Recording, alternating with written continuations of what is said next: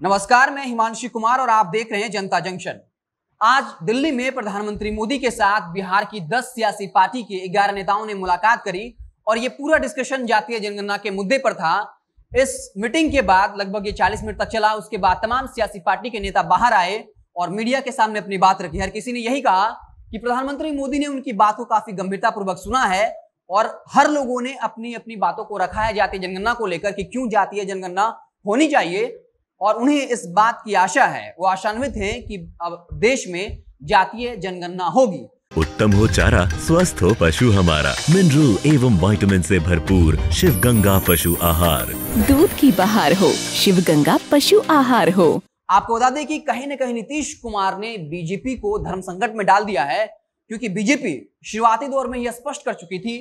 जो केंद्रीय गृह राज्य मंत्री नित्यानंद राय हैं, उन्होंने लोकसभा में कहा था कि बीजेपी जातीय जनगणना कराने के पक्ष में नहीं है क्योंकि इससे सामाजिक ताना बाना बिगड़ेगा।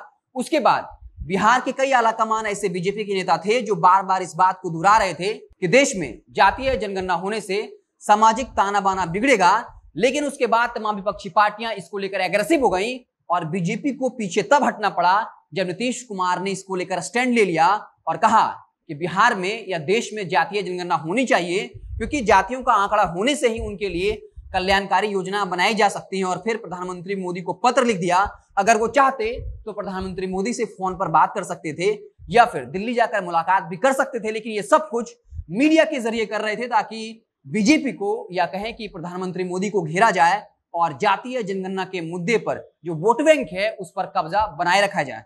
आपको बता दें कि इस पूरे ये पूरा मसला है उसमें पिछड़ों अति पिछड़ों का वोट बैंक केंद्र में है, क्योंकि पिछले सालों से बीजेपी ने कहीं न कहीं अब उस पर अपना एकाधिकार जमाती जा रही है। एक के बाद एक कई फैसले लिए हैं, जैसे मेडिकल में 27% का आरक्षण देना हो, या फिर इस बार जो 8 जुलाई को केंद्रीय मंत्रिमंडल में तमाम पिछड़ों अति पिछड़ों और दलित मंत्रियों को शामिल किया गया और ये कहा गया, बाकायदा ऐलान किया गया कि इतिहास में पहली दफा ऐसा हुआ है जब किसी मंत्रिमंडल में सबसे ज्यादा पिछड़ों अति पिछड़ों और दलितों को जगह मिली है।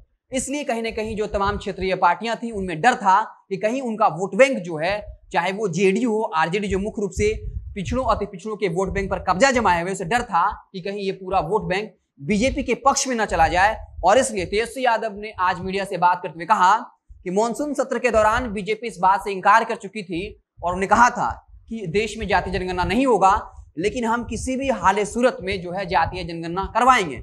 और नीतीश कुमार भी साथ में दिख रहे हैं तेजस्वी यादव के, और साथ ही साथ प्रधानमंत्री मोदी से जब बातचीत हो रही थी तब उन्होंने ये भी कहा था कि तेजस्वी यादव ने ये प्रस्ताव रखा और तमाम सियासी पार्टी के नेता इस पर एकमत थे, इसलिए हम आपसे मुलाकात करने आए हैं। तो नीतीश कुमार तेजस्वी यादव के साथ में खड़े हैं क्योंकि ये नहीं चाहते कि उनके हाथ से पिछड़ों और अति पिछड़ों का वोट बैंक चला जाए, क्योंकि पिछले दिनों से लगातार तेजस्वी यादव इस बात को लेकर आक्रामक हैं। नीतीश कुमार का भी वोट बैंक पिछड़ों अति पिछड़ों का है और इसी वजह से वो सत्ता में है, लेकिन वो एनडीए के साथ थे इसलिए ज्यादा आक्रामक नहीं हो सकते थे। लेकिन वहीं तेजस्वी यादव इस मसले पर लगातार आक्रामक थे, इसलिए नीतीश कुमार को डर था कि कहीं जो पिछड़ों अति पिछड़ों का वोट बैंक है वो आरजेडी के साथ ना चला जाए, इसलिए वो तेजस्वी यादव के साथ कदम से कदम मिलाकर चल रहे हैं। आज जब वो मीटिंग खत्म करने के बाद आए तब आप शायद तेजस्वी यादव के साथ उनकी बॉन्डिंग को भी देख रहे होंगे। और ये सब कुछ, ये सब लड़ाई जो है वो वोट बैंक को लेकर है और बीजेपी अब धन संकट में फंस चुकी है। अगर वो जातीय जनगणना करवाती भी है फिर भी उसे नुकसान होगा, क्योंकि शुरुआती दौर में वो बार बार इस बात का जिक्र कर रहे थे कि जातीय जनगणना कराने से सामाजिक ताना बाना बिगड़ेगा, लेकिन अब बीजेपी के तमाम नेता बैकफुट पर हैं। सुशील मोदी ने ट्वीट करते हुए लिखा था कि बीजेपी कभी जातीय जनगणना कराने के विपक्ष में रही नहीं। 2019 और 2020 के विधानसभा प्रस्ताव से बाकायदा जातीय जनगणना को लेकर प्रस्ताव पास किया गया था, लेकिन अब कहीं ना कहीं जो है बीजेपी बैकफुट पर है। जिस तरीके से प्रधानमंत्री मोदी भी इस बात को भली भांति ही समझ रहे हैं कि कैसे नीतीश कुमार ने उन्हें अपने पेच में फंसा लिया है, और बीजेपी भी नहीं चाहती है कि वो उसका चेहरा जो है वो पिछड़ा और पिछड़ा के विरोध के तौर पे बने। तो अब देखना दिलचस्प होगा कि बीजेपी क्या कुछ फैसला लेती है। नीतीश कुमार कह रहे हैं कि उनको जो है उम्मीद है प्रधानमंत्री मोदी से कि देश में जातीय जनगणना होगा, लेकिन तेजस्वी यादव कह रहे हैं कि उन्हें इस बात का इंतजार है।